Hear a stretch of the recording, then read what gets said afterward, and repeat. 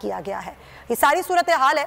और एक और आपको खबर देते, सदर मुमलिकत आरिफ अलवी की लाहौर में सीनियर सहाफ़ियों से गुफ्तगू हुई है। सियासी मैदान में हुकूमत की जानिब से डेढ़ माह में मुज़ाकरात में कोई पेशरफ नहीं की गई। सदर आरिफ अलवी इस वक्त वो कहते हैं कि किसी सतह पर मुज़ाकरात नहीं हो रहे हैं।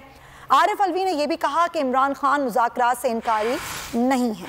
उन्होंने कहा कि इसका जिम्मेदार हुकूमत को समझता हूँ।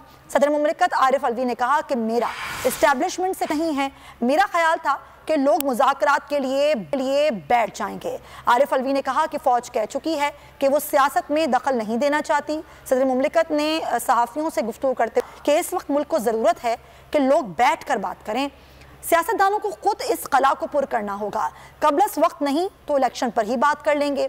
आरिफ अलवी ने यह भी कहा कि फवाद चौधरी और दीगर रहनुमाओं के बयानात सामने हैं, मुज़ाकरात करने चाहिए। कुछ लोग आइन में ताख़ीर के लिए गुंजाइश को देख रहे हैं। ये मेरे लिए बाइस तशवीश बात है, लेकिन आवाम और सियासतदानों पर मुकम्मल भरोसा है। फवाद चौधरी के मामले पर पार्टी ने मुझसे कोई बात नहीं की। आरिफ अलवी ने कहा कि फवाद चौधरी को जिस तरह हथकड़ियाँ लगाई गई, शर्म आनी चाहिए।